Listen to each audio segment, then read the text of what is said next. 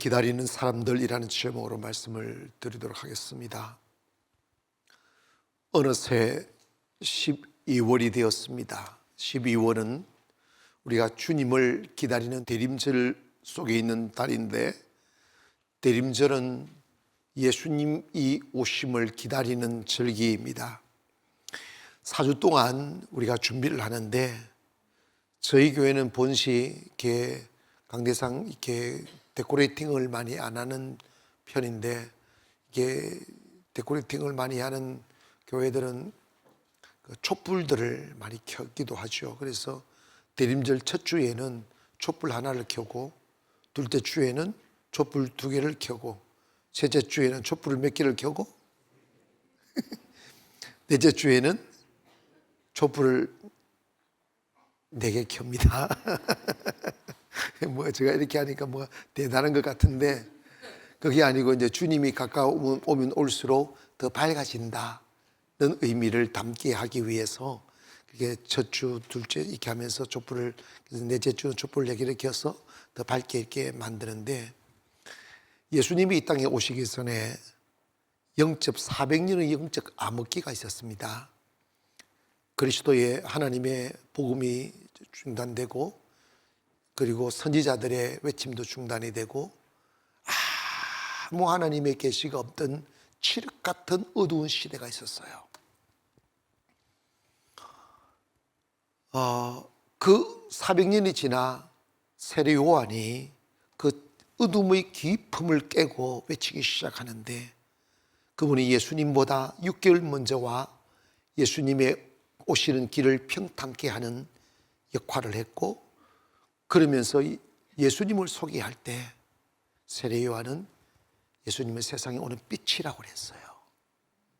어두운 온 세상을, 어두움을 다 깨뜨리고 곳곳마다 빛이 비추이고 밝음이 찾아오고 소망이 찾아오게 하는 그것을 외치기 시작했습니다.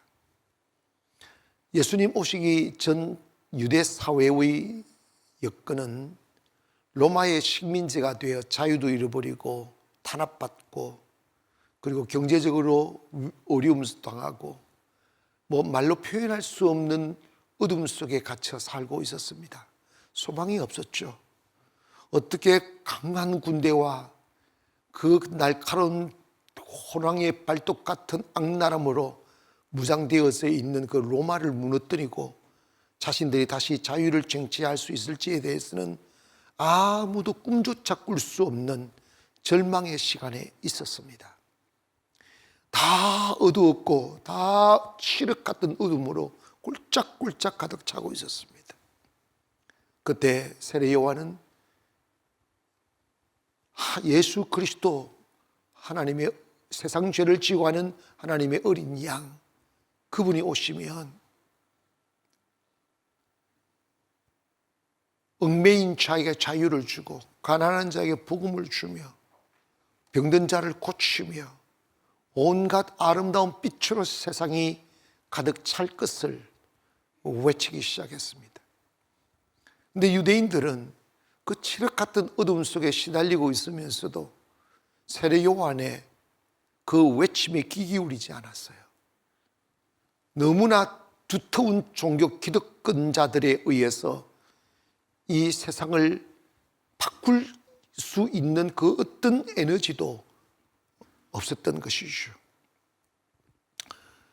그런데 여러분, 예수님이 오셔서 이렇게 그 오심을 외치고 예수님이 오셔서 이렇게 빛을 비추일 때 세상은 기적같이 바뀌기 시작하는 거예요. 그리고 세례 요한의 외침을 차단시키려고 했던 어둠의 권세들이 얼마나 잔인하게, 얼마나 조직적으로 세례 요한의 사역을 방해했는지 모릅니다. 그럼에도 불구하고 힘없이, 아무 방어막 없이 외치는 그 외로운 자의 외침에 사람들이 몰려들기 시작하는 거예요. 사람들이 막 몰려들어서 그 신선한 빛을 비추고, 그리고 메시지 들어가면서 살기 위하여 몸부림치는 사람들로 가득 메워지기 시작했습니다. 이것은 뭐냐? 아무리 어둠의 권세가 장렬하고 그 어둠의 권세가 꺼지지 않을 것 같은, 그 사라지지 않을 것만 같은 무서움과 두려움의 그 능력으로 보일지라도 가냘픈 세례 요한의 외침에 그 어둠이 사라지기 시작하는 거예요. 그리고 그곳에 가면 죽임을 당할 것처럼 막 불의한 세력들이 엄포를 놓고 칼을 휘둘러도 그걸 두려워하지 않고 막 사람들이 모여드는 거예요. 왜? 빛에는 능력이 있습니다. 빛에는 생명이 있습니다. 빛에는 하나님이 역사해 주십니다. 여러분, 코로나로 인하여 우리 교회가 힘겨운 시간들을 많이 보냈고, 또 사실 지금도 코로나의 여파로 아직 교회들이 회복세에 들어있지 않는데, 그럼에도 불구하고 어디선가는 기도하는 무리가 있고, 어디선가는 예배하는 무리가 있고, 어디선가는 간절히 빛을 사모하는 무리들이 있기에 교회는 결코 사그러지지 아니함을 믿기를 바랍니다. 여러분, 오늘 우리가 기억해야 될 것은 지금 우리가 살아가는 세상도 예수님이 오신 지 2000년이 벌써 훌쩍 지났어도 이미 과학 문명은 발달되어 화려한 조명빛은 한밤을 다 밝히고 어디 가나 더 화려한 전등불이 많을지라도 사람들의 마음속은 요즘처럼 더 어두웠던 시절은 없지 않았을까 싶습니다.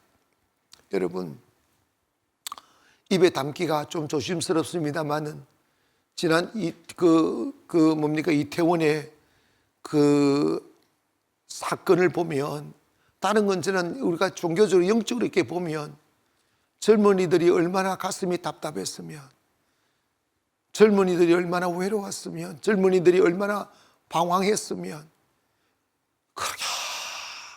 그렇게 모여들었을까. 여러분, 거기에 평안이 있습니까? 거기에 만족이 있습니까? 거기에 행복이 있습니까? 거기에 자유가 있습니까? 이것은 뭘 의미하느냐 하면 지금 이 시대에 진정한 빛을 비추이고 소망을 주고 자유를 주는 이 세례 요한 같은 생명의 외침이 사그러들고 있다는 것을 반증해 주는 것입니다. 여러분, 사람은 본능적으로 어둠보다 빛을 더 좋아하게 돼 있어요. 영이 살아나면, 정신이 살아나면 빛으로 가는 거예요. 동굴 속에 들어가 보셨어요? 저는 어릴 적에 담력을 기르기 위해서 두 가지를 했어요. 누가 길르라고 한 게 아니고 그냥 그러고 싶더라고요. 남자로 태어나서 무서워하는 자체가 내가 너무 자존심이 상하더라고요. 그래가지고 밤바다 홀로 수영하는 거. 여러분, 밤바다 홀로 수영해 보세요. 얼마나 무서운지. 이렇게 시거리라는 게 있어요. 이게 헤엄을 치면 빛이 부쩍부쩍 해요. 그러면 이제 얕은 데서 점점 깊은 데로 이렇게 홀로 들어가면 시거리가 훅 생기면 무슨 상상이 막 되느냐 하면, 이 시거리가 생기면 밑에 있는 큰 고기가 나를 먹잇감으로 알고 와서 확 삼킬 것만 같은 귀신 같은 생각이 막 들어요. 그러면 1m만 더 가자, 1m만 더 가자, 1m만 더 가자. 그 공포감을 견디면서 더 깊은 바다, 더 시커먼 밤에 시커먼 바다를 향해서 헤엄을 치고 가는데, 갈 때까지는 견디고 가는데 올 때가 문제야. 돌아오는데요, 너무 무서우니까 뒤에서 막 이 다리를 물고 내려갈 것 같으니까 막 죽어라 헤엄을 치고 붙으러 나오면 탈진 상태가 돼. 근데 그걸 또 하고 또 하고 또 하겠다니까 미쳤죠? 그걸 왜 하느냐고. 마스크의 부작용은 웃지 않는 거라고. 거기 웃으세요, 집사님? 두 번째로 내가 한 게 동굴 속에 들어가는 것이었어요. 그렇게 깊은 동굴은 아니고 우리 뒷산에 일본 사람들이 파놓은 건지 뭔지 어쨌든 동굴이 있었어요. 근데 이렇게 동굴에 조그마한, 입구는 조그마하고 안에 들어가면 제법 넓고 이렇게 제법 긴 동굴이 있었는데, 동굴 들어갈 때 딱 안으로 딱 들어가면 동굴 냄새가 특이한 냄새, 그 습기 냄새, 칙칙한 냄새가 있어요. 온갖 곰팡이가 막 피고 쑥 들어가 중간쯤 들어가면 점점 빛이 없어져요. 빛이 없어지고 뒤는 보면 아득하게 빛이 보이는데 앞을 보면 점점 까마가는데 중간쯤 들어가면요 뭔가 파닥 하고 막 튀어나오고 그러면 막 귀신인 줄 알고 뭐 깜짝 놀라서 박쥐가 놀래가지고 막 나가는 소리들. 그러면 어린 나이에 조금만 더 들어가자. 얼마나 막 귀신이 앞에 푹 나타날 것만 같고, 이제 또 그것도 그런 데 들어가면 또 나올 때가, 그래 나올 때 저 앞에 이제 빛이 보이니까 빛을 향하여 막 달리고, 그래가지고 동굴에서 딱 빠져나오면 살았다. 빛이 그렇게 중요한 거예요. 아멘. 여러분, 우리 인생 살다 보면 마치 동굴 속으로 들어가는 칠흑 같은 어둠이 우리를 뒤덮는 것 같고, 그 실체는 없는데 우리의 마음을 짓누르고 두렵게 만들고, 그리고 소망 없게 만드는 절망들이 우리네들의 가슴 속에 느껴질 때가 참 많아요. 더더욱이 우리가 좀 참 안타까운 것은, 사람은 사람이 좋아야 행복합니다. 여러분, 서로 사랑하기를 바랍니다. 서로 귀하게 여기기를 바랍니다. 근데 사람이 싫어지면 어디 가나 위로받을 것이 없어요. 요즘 청소년들, 아이들도 제가 정말 이렇게 보면 언젠가 우리도 모르는 사이 미디어를 통해가든지 영상을 통해든지 막 인터넷 통해가지고 온갖 혼잡한 정보들이 어린 아이들에게 들어가 어린 아이들을 아이언맨으로 만들어버리고, 이 감각과 마음과 정서가 동물화되고 기계화되고, 예전에는 중고등학생들 혹시 이탈하면 어른들이 가서 충고하면 모르는 사람이라도 네 했는데, 요즘은요 덩치도 엄청 커버렸어요. 중학생만 돼도 뭐 어른 덩치, 아저씨 뭐예요? 이렇게 나온다니까. 왜? 어깨를 툭 친다니까. 짐승이야. 그렇게 되면 세상에 벽이 생기는 거예요. 벽이 생기는 거예요. 외로운 세상이에요. 저는 간절히 원하는, 우리가 새성전 가면 젊은이들이, 지금 청년들, 젊은이 수천 명 모이기를 바랍니다. 젊은이들이 진정한 평안, 진정한 자유, 진정한 기쁨은 세례 요한이 말했습니다.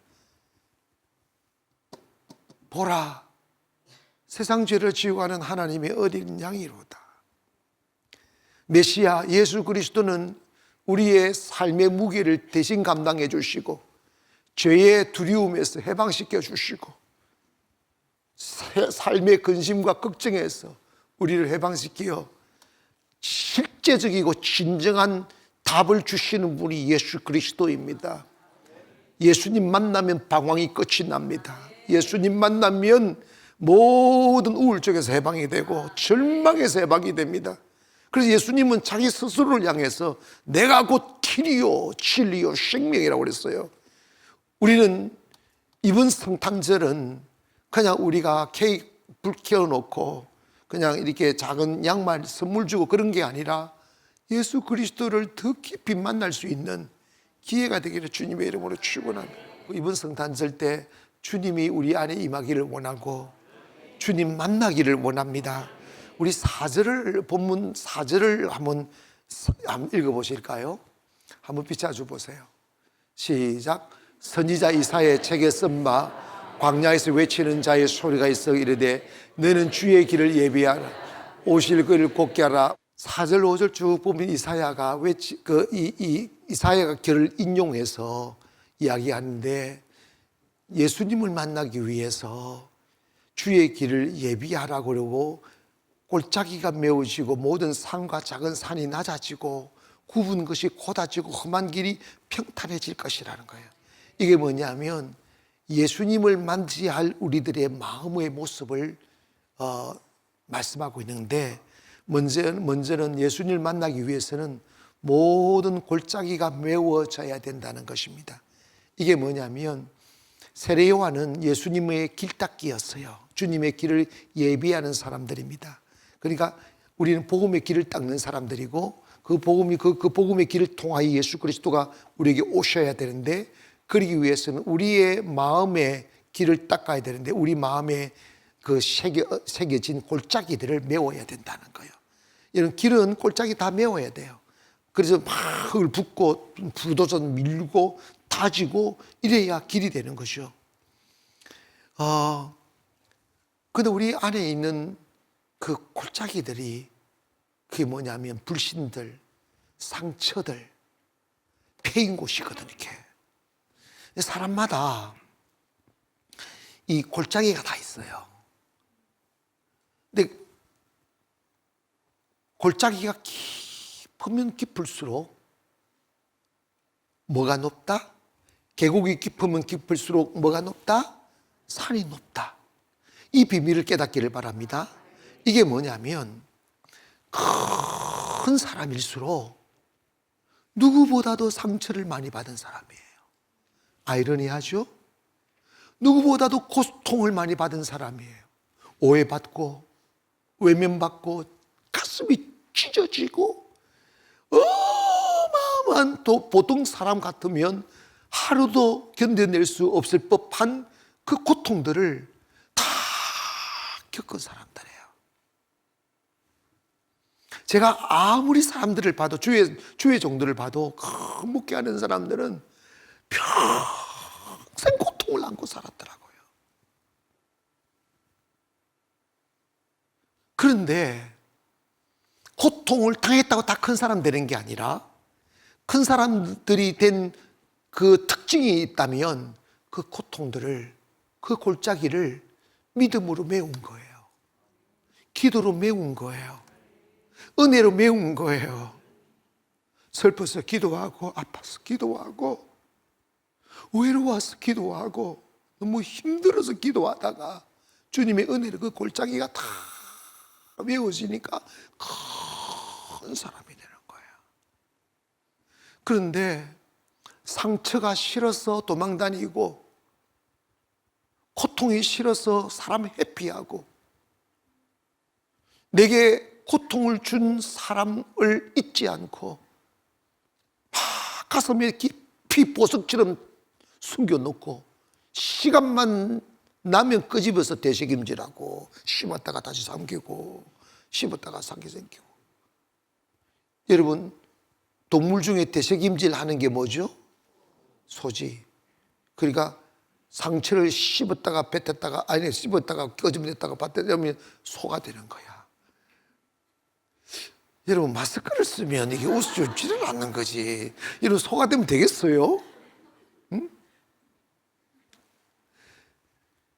이렇게 이해해야 됩니다. 사람은 태어나는 게 아니라 사람은 만들어지는 존재예요. 나무와 똑같아요. 아무리 수종이 좋은 나무일지라도 심어두고 가지치기 하고 그 유형을 만들어주지 않으면 다 참목됩니다.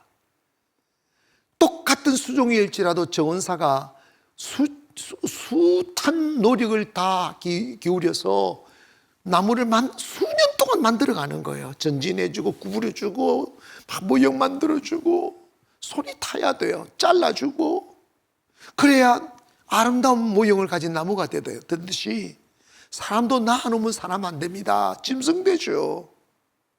하나님이 우리를 더 낮아지게, 우리를 견고하게, 더 귀하게 만드시기 위하여 여러분이 원하지 않는 골짜기로 우리 인도하시는 것이, 그래서 외롭게 만드시고 상처받게 만드시고 억울함 당하게 만드시고 부끄럽게 만드시는 거예요.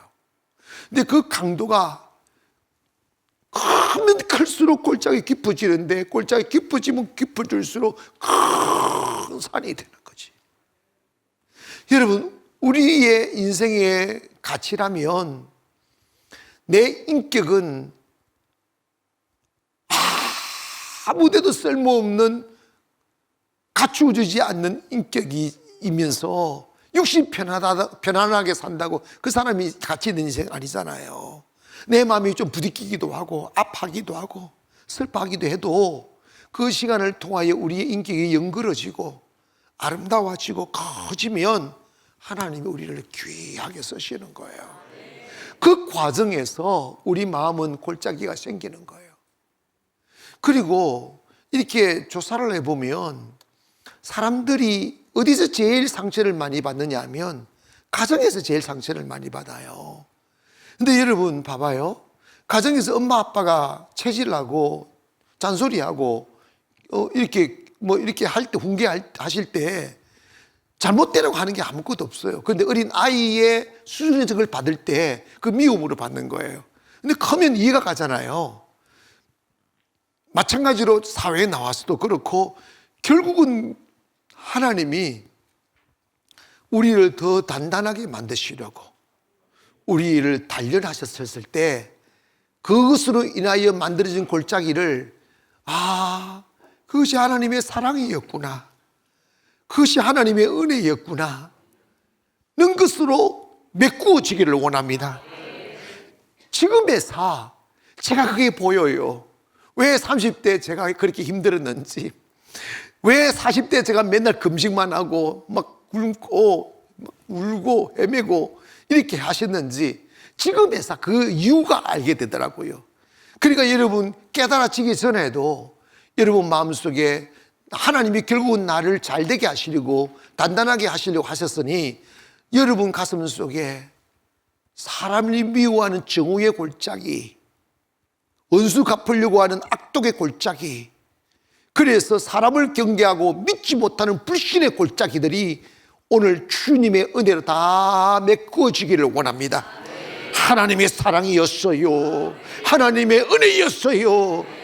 여러분 누군가가 저한테 당신의 삶에 있어서 가장 가치 있는 시간들은 언제였습니까? 라고 물으신다면 저는 1초도 망설이지 않고 내가 가장 힘들었을 때였습니다 라고 말하게 됩니다. 아멘. 여러분 세상을 살다 보면 처음 만나 사랑에 빠져 서로 좋기만 하며 결혼하며 신혼여행 갈 때 그때 좋지. 근데 그건 좋긴 했지만 그는요 자랑거리가 못 돼요. 가치가 아니라니까. 절망의 차리 헤매일 때, 숨을 쉴 수 없는 골짜기에 빠졌을 때, 너무 두렵고 너무 외롭고 너무 답답하고 살고 싶은데 살 소망이 끊어져 버린 완전 절망의 자리에서 한 줄기의 빛을 구하며 그 어둠 속에서 덜덜덜 떨고 있을 때 얼마나 힘들고 얼마나 외롭고 얼마나 두려웠는지 몰라요. 근데 그 시간을 통하여 우리가 맑은 눈으로 주님을 볼 수 있게 되고 다른 곳에 기웃거리지 않고 오직 주님만 의지하게 되는 그 순수한 믿음을 갖게 하셨잖아. 그때가 가장 가치 있는 시간이죠. 그러므로 여러분 오늘 주님을 기다리는 성도로서 지금까지 살아오면서 원하든 원하지 않든 생겨난 여러분의 마음의 골짜기들이 다 치유되기를 주의 이름으로 축원합니다. 주님이 하셨습니다. 나를 더 낮아지게 하시려고. 살아온 지난 세월들이 너무 짙은 어둠이었고 너무 힘겨운 광야 같아서 경험되어진 삶의 기억들은 두려움만 있고 슬픔만 있고 근심만 있을지라도 주님 오면 그것이 다 메꾸어지니까 나에게도 아름다운 햇살이 비칠 거야. 나에게도 주께서 길을 열어주실 거야. 우리 교회 한 청년이 뇌 수술을 했어요. 근데 그 수술 뒤에 얼마나 아파하는지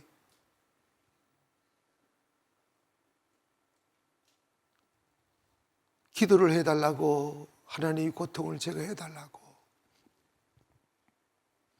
그 고통 속에 하루 종일 아프다는 거예요. 잠을 못 잔다는 거예요. 젊은 친구가.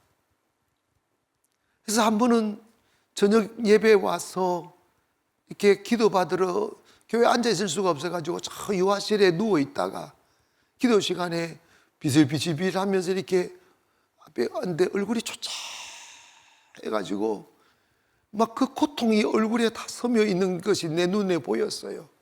하나님, 이 고통을. 근데 병원에 가면 의사 선생님들이 왜 이렇게 고통이 있는지를 이유를 모르겠다는 거예요. 제거 필요한 거 안 좋은 거 다 제거하고 수술 정상대로 됐는데 고통이 안 사라지는 거예요. 그래서 그냥 그게 한 달, 두 달 계속 하는 거예요. 계속 예배할 때마다 기도하고.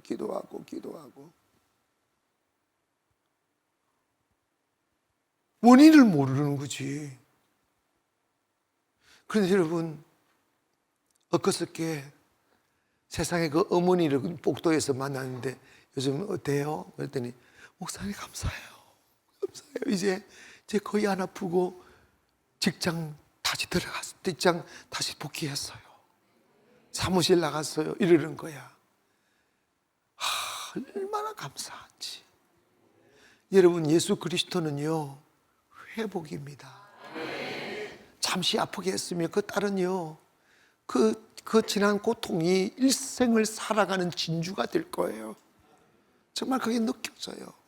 얼마나 겸손해지는지, 얼마나 낮아지는지, 얼마나 주님을 더 간절히 바라게 됐는지. 여러분, 예수 그리스도는 우리를 결코 영원히 고통 중에 두시지 않습니다. 우리를 끄집어내 주십니다. 어둠에서 끄집어내 주시고, 특별히 절망에서 끄집어내 주세요. 저도 목회하면서 가장 많이 맞닥뜨린 게 절망이에요.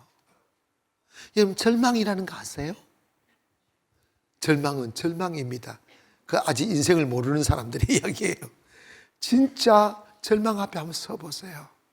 살고 싶은데 살 길이 없고, 숨을 쉬고 싶은데 산소가 없는 그런 곳이 있어요. 그런데 그냥 주님 부르다 보면, 기도하다 보면 어느새 길이 열려 있어요. 어느새 산소가 가득 차 있어요. 어머나, 누가 그 짙은 어둠을 가져가 버렸을까? 누가 그 절망을 가져가 버렸을까? 우리가 슬퍼 기도하지만, 숨을 쉴 수 없어 기도하지만, 우리가 기도하면 하나님은 일하십니다. 그래서 내 힘으로 어떤 것도 할 수 없는 절망도 어둠도 주님은 제거하십니다. 그래서 시간이 지난 뒤에 우리가 겸손해지고 더 낮아지고 주님만 볼 수 있는 맑은 눈 갖게 되면, 갑자기 다가선 그 찬란한 햇살 앞에 웃을 여유조차 없이 마음이 막 붕 떠버리는 그 기쁨 속에, 한일 속에 빠지게 되는 거죠. 예수 그리스도는 구원자이십니다. 그러므로 여러분 마음에 두려움도 다 제거하시고, 의심도 제거하시고, 상처도 제거하셔서 주님 맞이할 수 있는 열린 마음 되기를 원하며, 두 번째로 모든 산과 작은 산들이 낮아진다고 하셨어요. 낮아져야 된다는 거예요. 이게 무슨 말이냐면, 영적 세계에서 가장 위험한 상태는 언제인가 하는 것입니다. 영적 세계에서 여러분이 가장 위험한 상태는 돈이 없을 때도, 배움이 적을 때도, 아니면 원수들에게 둘러싸일 때도 아니라, 영적인 세계에서 가장 위험한 순간은 우리의 마음이 높아졌을 때입니다. 우리의 마음이 높아졌을 때, 교만해져 있을 때가 가장 위험한 순간입니다. 여러분, 요즘 제가 교만에 대하여 자주 말씀을 드리는데, 예수님은 상징이 겸손입니다. 그는 하나님과 본체시나 하나님 똑같은 몸이지만 하나님과 동등될 것으로 여기지 아니하시고 자기 마음을 비워 종의 형체를 가지셨으니 곧 십자가에 죽으심이라. 이 말씀은 예수님은 하나님과 똑같은 자리에 계신 전능하신 하나님이시지만 자기의 높음을 비워 낮아져서 어디까지 나가더니 죽임당하는 십자가를 지는 가장 낮은 자리로 오신 분이 예수 그리스도라는 거죠. 그 겸손하신 예수님을 맞이하려면 우리의 높아진 마음을 낮춰야 되는 거지. 사람이 위험할 때는 내리막을 걸을 때가 아니에요. 내리막을 걸을 때는 속은 쓰리지만 영적으로 더 타락하진 않아요. 근데 타락은요, 높아질 때예요. 일이 잘 될 때예요. 돈이 잘 벌릴 때라고요. 교회 와서 여러분 이렇게 오실 때는 정말 상처로 오잖아요. 상처 입고 오시잖아. 근데 잘 되면 마음이 편안해지고 회복이 되고 하면 제자리로 돌아갈 때가 있어요. 여러분, 그러면 안 돼요. 우리를 겸손에 묶어두기를 원합니다. 고린도전서 10장 12절에 보면 네가 선줄로 여기거든 넘어질까 조심하라고 그랬어요. 아멘. 잠언 16장 18절에 보면 교만은 패망의 선봉이요 그만한 마음은 넘어짐의 앞잡이라고 그랬어요. 하나님, 여러분, 하나님은 마음이 높아진 자를 싫어하셔요. 하나님은 겸손한 마음에 임하시는 분입니다. 저는요, 지금까지 오면서 많은 분들을 이렇게 뵈면서 참 저 사람은 참 실력도 있고 다 뭐 이렇게 똑똑하고 저런데 하는 것마다 안 되는 사람이 있어요. 목사님들도 그런 분 많고 주변에 그런 분 많고. 그런데 여러분, 우리가 사람을 판단하는 것이 아니라 조금만 눈여겨보면 특징이 딱 나와요. 그게 뭐냐면 교만하면 하나님 버리시더라고요. 이해가시면 아멘. 사울왕 보세요. 사울왕은 처음에 사무엘이 그를 왕으로 삼으려 할 때 사무엘상 9장 20절에 보면 이런 말씀이 있어요. 사울이 대답하여 가로되 나는 이스라엘 지파의 가장 작은 지파 모든 가족 중에서 가장 미약하지 아니하나이까 당신이 어찌하여 내게 이같이 말씀하십니까? 이러면 이 말은 뭐냐면 자기는 왕이 될 수, 나는 가장 작은 가문의 가장 미약한 자입니다. 이 말을 한다, 사울이. 그럼 뭐 했다는 거예요? 처음에는 초등학교도 알겠다 이렇게 했으면 그렇게 대답을 안 하셔 해야지. 겸손했다는 거예요. 그런데 여러분, 사울이 죽임당한 이유가 뭔지 아십니까? 교만 때문에 죽임당했어요. 성경 바벨론 느부갓네살 왕도 교만 때문에, 그리고 베살살 왕도 역시 교만 때문에, 에스겔 보면 두로 왕도 교만 때문에, 애굽 왕도 교만 때문에, 다 교만으로 망한 사람이 너무 많아요. 여러분, 우리 주변에도 보면 하는 것마다 잘 안 되고 고통당하고 자빠지고 찢기고 무너지고 하는 사람들 보면요, 어리석은 사람들이 아닙니다. 다 똑똑한 사람들이에요. 잘난 사람들이라고요. 근데 왜 잘 안 되느냐? 하나님이 무너뜨리시는 거야. 하나님 교만한 사람은 대적하시는 거지. 이 교회에서 신앙인들이 가장 가져야 될 아름다운 덕목은 낮아짐이에요. 잘 될수록 낮아지는 거예요. 잘 될수록 겸손해야 된다 말입니다. 예수님은 본질이 겸손이에요. 자기 스스로 높은 것을 버리신 분이시라고. 왜? 우리를 구원하시기 위하여 말입니다. 전능하신 하나님을 우리의 마음에 담을 수 있는 유일한 길은 우리가 낮아져서 나는 없습니다, 나는 아무것도 아닙니다, 벽이 없어야 돼요. 그래야 주님이 이 땅에 오시고 여러분의 가슴속에 오실 수 있어요. 예수님 오시면 여러분 인생 밝아집니다. 예수님 오시면 여러분 인생 행복해집니다. 예수님 오시면 여러분의 인생의 문제 해결됩니다. 그러기 위해서 우리 점점 잘 될수록 겸손하기를 원합니다. 여러분, 제가요, 목사는 차만 그런 게 아니고 모두가 꿈이 있다면 성도들이 잘 되는 거예요. 아멘. 그래야 라면 줄 사람이 고기 주지. 그죠? 어떤 장로님이 저한테 이런 말씀을 하셔요. 연세 많은 장로님인데, 목사님, 네, 그런데 이 세상에 잘 되면 좋아하는 사람 딱 두 사람만 있대요. 잘 되면 형제들도 안 좋아한대요. 참 아이러니하죠? 잘 되면 친구들, 이런 물어봅시다. 여러분 잘 되시면 친구들 좋아해요? 좋아하는 사람이 있으면 그 사람이 예수님이야. 아니, 내가 진짜 내 말할게. 제가 잘 되는 걸 다른 친구 목사님들이 좋아할까요? 나는 좋아할 줄 알았어요. 왜 안 웃어요? 좀 웃어봐요, 좀. 난 진짜 좋아할 줄 알았어. 근데 내 앞에는 아이고 참 좋네 이런데 뒤에서 말 들어보니까 좋아하는 놈이 한 놈도 없어.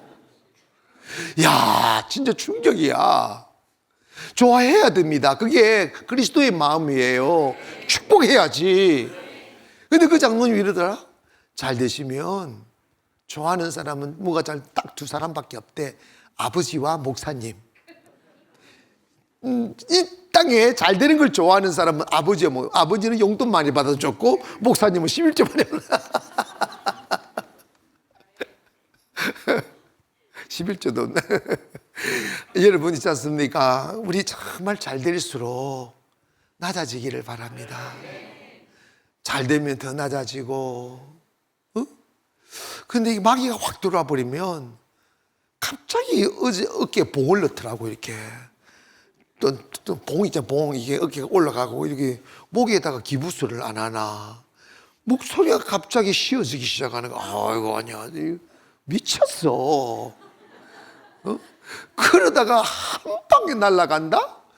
그리고 이런 봐봐요. 또 그냥 멋부린다고 탁 하면서 주의를 한 빠진다.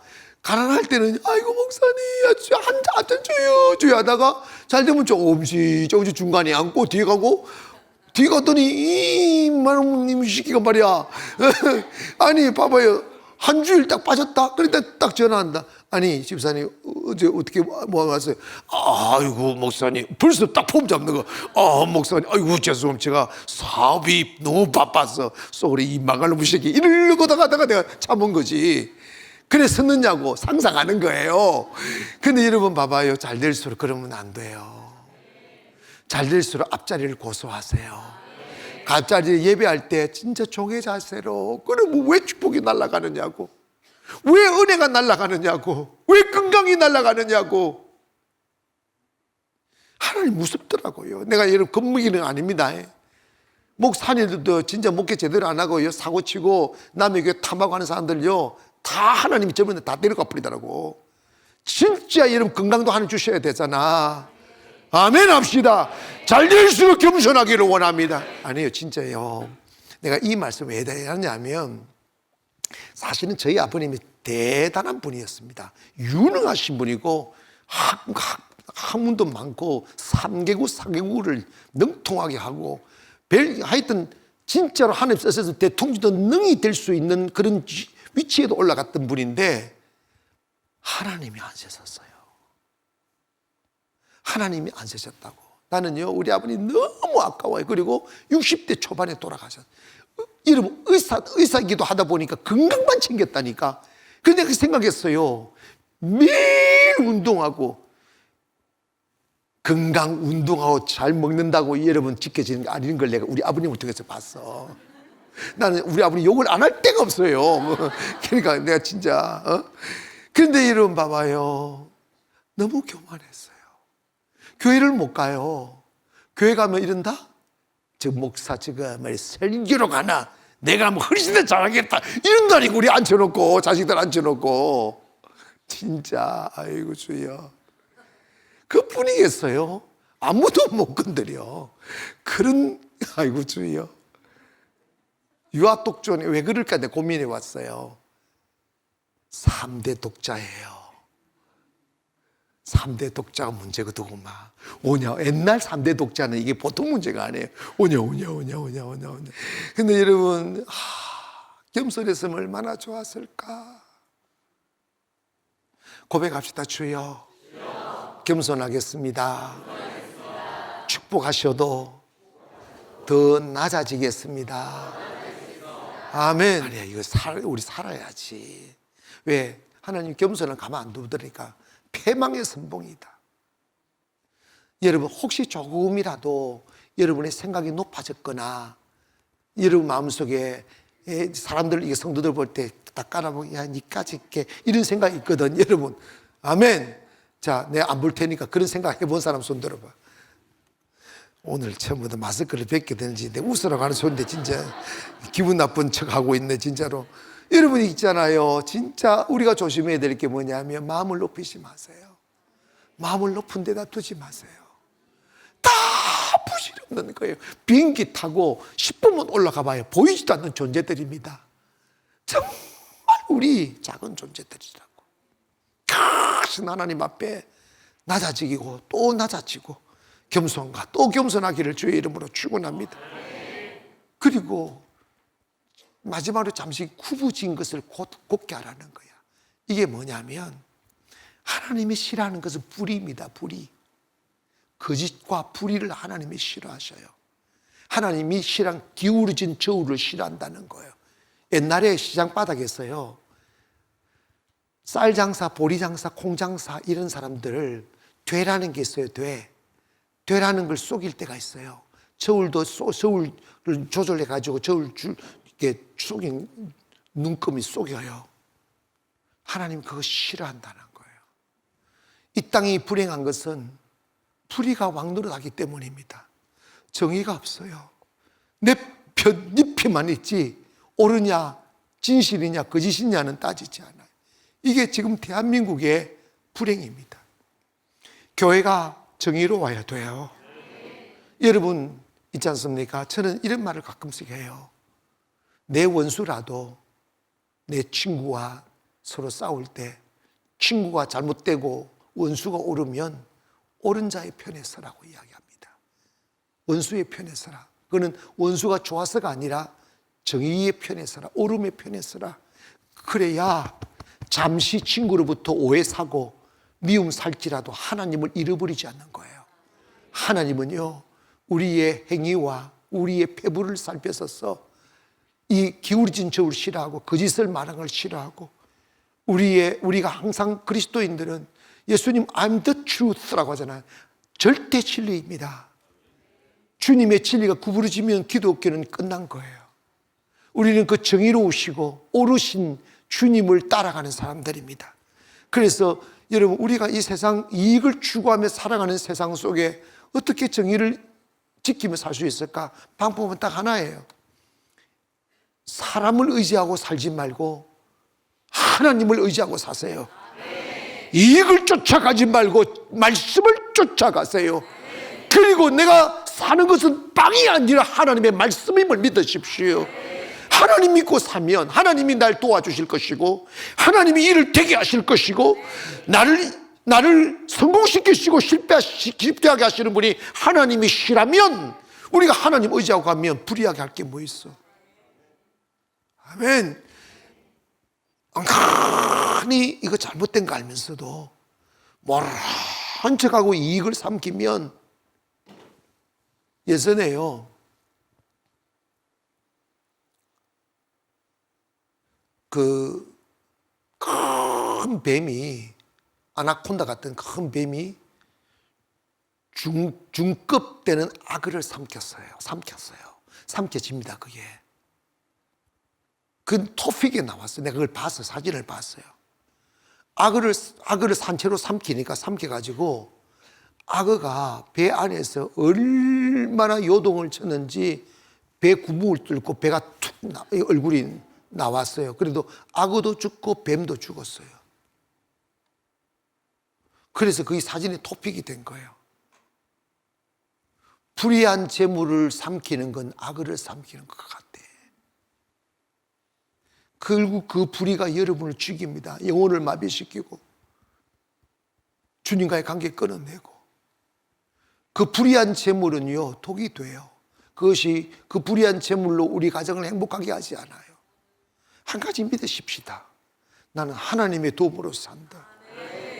할렐루야. 하나님의 도움으로 산다.